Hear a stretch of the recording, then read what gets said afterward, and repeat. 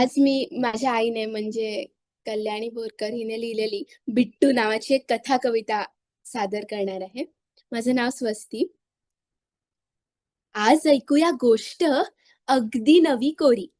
जिथे नाहीये राजा ना राक्षस ना परी. एक होता बिट्टू. हुशार होती स्वारी. पण नकट्या नाकावरती राग असायचा भारी. कुणी शिकवता काही, कुणी भरता रागे. चिडून लाल व्हायचा बिट्टू. वेड्यासारखा वागे. रुसवा काढता काढता दमून जायची आई. रुसून बसला की काही खायचा सुद्धा नाही. दिवस जात होते. दिवस जात होते पण बदलत नव्हता बिट्टू. छोट्या छोट्या कारणांवरून सारखा व्हायचा खट्टू. एकदा रागामध्ये त्याने पुस्तक होते फाडले. एकदा तर रागात मित्राचे दातच पाडले. आता मात्र हद्द झाली. जोरात म्हणाले बाबा, बिट्टू तुला रागावरती ठेवलाच पाहिजे ताबा. हे ऐकून सुद्धा त्याला राग आला भारी. पाय आपटत आपटत चालू लागली स्वारी. काळजीपोटी आई म्हणाली, अंधार झालाय खूप. आता कुठे जायचं नाही. घरात बस चिडीचूप. रागा रागात खोलीत गेला. बॅग भरून घेतली. 4 बिस्किट, 2 गोळ्या खिशामध्ये घातली. म्हणतो कसा बाबाला, घर सोडून जातो. आजपासून मी की नाही बागेमध्येच राहतो.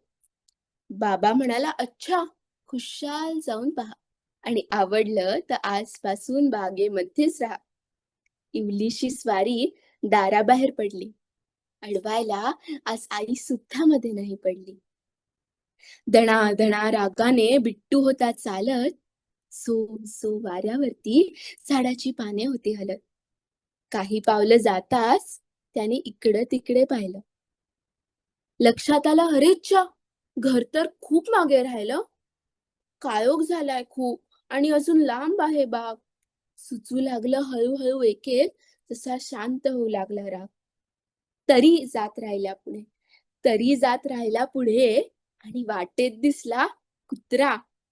पाय लागले लटपटू. तसा बिट्टू होता भित्रा. कुत्रा मागे लागला तर पळून जाऊ की चालत राहू? पोटात कावळे लागले ओरडू. काय करू जर संपला खाऊ? शहाण्यासारखा वाघ बिट्टू किती सांगायची आई. तरी आपण मुळीच तिचं कधी ऐकलं नाही. बाबा किती लाड करायचा, जरी रागवायचा थोडा.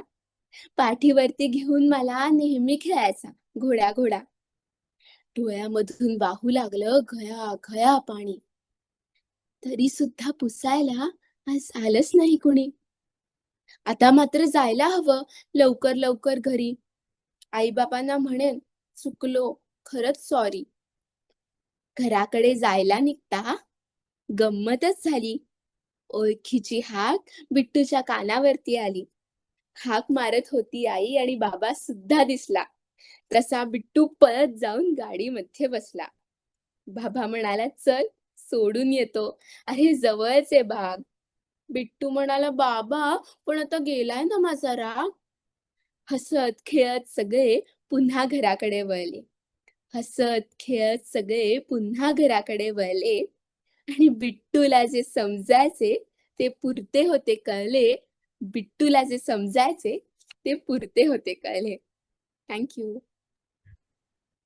खूपच सुंदर होती. म्हणजे कविता तर सुंदर आहेच आणि तू ज्या पद्धतीनं ते प्रेझेंट केलंस, ते ज्या पद्धतीनं सादर केलंस, खूप छान. तुझे हावभाव आणि खूप खूप मजा आली. म्हणजे मलाही ऐकताना मजा आली. आणि इथे जे जे कोणी बिट्टू आहेत त्यांनाही नक्की त्याच्यातनं कळलं असणार की कसं वागायचंय. बाहेर गेलं तर आई बाबां सोडून आपल्याला कोणी नाहीये. खूप छान.